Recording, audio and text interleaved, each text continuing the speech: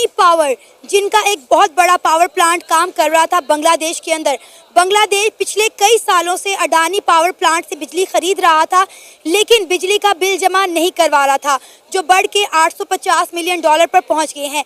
लिहाजा अब अडानी पावर ने बांग्लादेश को वार्निंग दी है कि 7 नवंबर तक बिल की अदायगी करवाई जाए, वरना अडानी पावर बांग्लादेश की पावर सप्लाई कट कर देगा और आधे से ज़्यादा बांग्लादेश जो है वो अंधेरों में डूब जाएगा।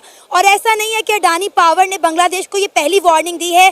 पहली वार्निंग 31 अक्टूबर तक थी, जो बढ़ा के अब 7 नवंबर तक कर दी है। बहादुरी बेवकूफ़ी में ज़मीन आसमान का फ़र्क है। आप बहादुरी दिखाओ, अपने मुल्क के अंदर इनकलाब लाना, मुल्क में लाओ। आप दूसरी कंट्रीज को क्यों हिट कर रहे हो भाई? इनकलाब अपने मुल्क में लेके आना, अपने पूरी दुनिया में थोड़ी लेके आना। आप ठेकेदार लगे पूरी दुनिया के। अब यही भुगते बंद कर देगा 7 तारीख को। नहीं है इनके पास पैसा, मैं दावे के साथ कह सकता हूँ $850 मिलियन इनके पास रिजर्व नहीं पड़े हुए भाई।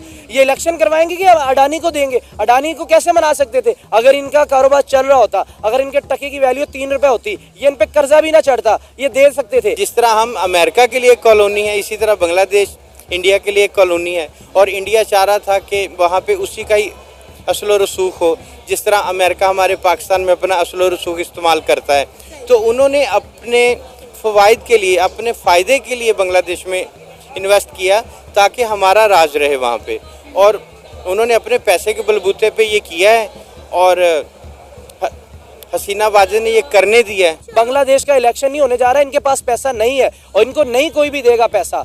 ये अगर अमेरिका के गुलाम बनेंगे, उनको फिर पैसा वहां से मिलेगा। और अमेरिका भी इतना पागल नहीं है कि अपने इतने बड़े स्टेक होल्डर को, इंडिया को छोड़ के, अपने दोस्त को छोड़ के बांग्लादेश की तरफ आएगा। अब इनके पास जो 14 बेड़ी जहाज बचे हैं जिसपे ये तिजारत करते हैं ना, ये अडानी अब उसको लेगा। ये आप देखते जाए आगे होता क्या है। बांग्लादेश में अभी पिछले दिनों जो हंगामाराई हुई है, उसमें सारा हाथ तो इंडिया का था। इंडिया इसके पीछे है। शेख हसीना को भी सारा सपोर्ट करने वाला वही था, इंडिया ही।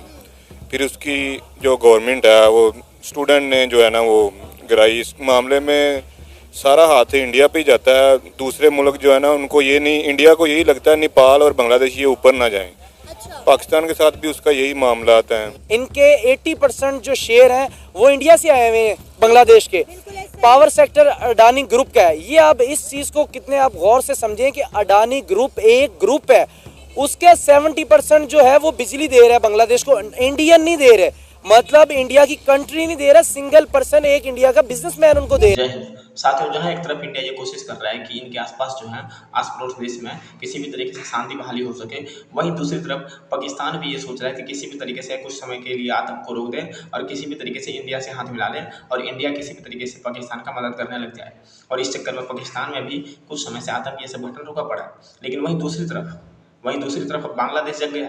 पाकिस्तान की कमियां भी बांग्लादेश पूरा करने में लगा पड़ा है। ये ठान के ये बैठा पड़ा है कि किसी भी तरीके से इनको इंडिया से दुश्मनी लेना ही लेना है। इनके पास कुछ नहीं है, फकीर जैसी इनकी हालत है। उसके बावजूद भी ये सोच रहे हैं कि किसी भी तरीके से इंडिया से पंगा ले सके और इसके बदले में फिर जाहिर सी बात इंडिया को कार्रवाई तो करनी ही पड़ेगी। इंडिया के सरकार ना कर सके तो इंडिया के बिजनेसमैन थे तो करे। इंडिया से बिजली सप्लाई लेने के चक्कर में ये क्या कर बैठे। अब जो अडानी इनके साथ किया कि इनकी बिजली 50% तक कर दी, तो फिर अब इनको दिक्कत होगी, वहाँ के जितने भी लोग हैं। लेकिन फिर भी भाई बांग्लादेश को ये सुधरना ही नहीं है। इंडिया जैसे देश जो कि इसका एक तरीके से दोस्त बन के आगे आया है, कई बार इनकी मदद भी की है, उसके बावजूद भी बांग्लादेश जो है कभी भी ये इनके जब से इनकी सरकार बनी है, ये मोहम्मद यूनिस की, लग नहीं रहा है कि इंडिया के पक्ष में है किसी भी तरीके से। शांति का सरकार है, लेकिन पता नहीं क्या कर रहा है। अब पता नहीं वहाँ पे दोबारा से इलेक्शन कब हुआ, कब वहाँ पे एक अस्थायी सरकार बनेगा।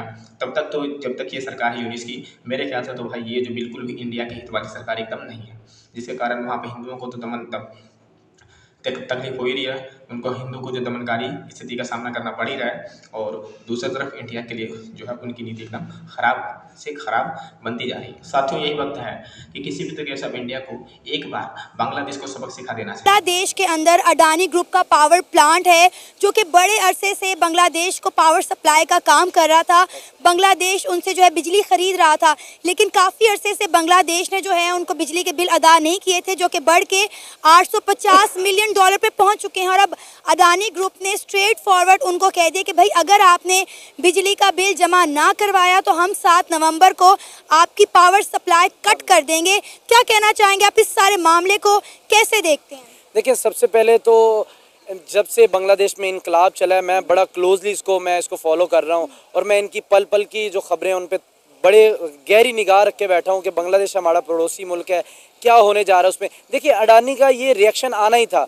अगर मुझे कहीं ना किसी यूट्यूब पे पहले किसी ने मेरा अगर इंटरव्यू सुना, मैंने इस तरह के एग्रेशन का ऑलरेडी पहले पेशगोई कर चुका था कि इस तरह के मामला होने। अडानी ने अपनी ये बिजली पावर सेक्टर को ये अगर इनसे बिल नहीं दिए जाने, मैंने पहले कह दिया था जब स्ट्राइक चल रही थी, मैंने कहा इनकलाब आ रहा है, इनके 80% जो शेयर हैं वो इंडिया से आए हुए हैं, बांग्लादेश के। पावर सेक्टर अडानी ग्रुप का है। ये आप इस चीज़ को कितने आप गौर से समझें कि अडानी ग्रुप एक ग्रुप है, उसके 70% जो है वो बिजली दे रहा है बांग्लादेश को, इंडियन नहीं दे रहे। मतलब इंडिया की कंट्री नहीं दे रहा, सिंगल पर्सन एक इंडिया का बिजनेसमैन उनको दे रहा है। यहाँ पे थोड़ा सा मेहर भाई आपकी इन्फॉर्मेशन में इजाफा करना चाहूंगी। इंडिया के भी कई ऐसे सरकारी इदारे हैं जो बांग्लादेश को हेल्प आउट कर रहे हैं, वहां से भी बिजली आती है।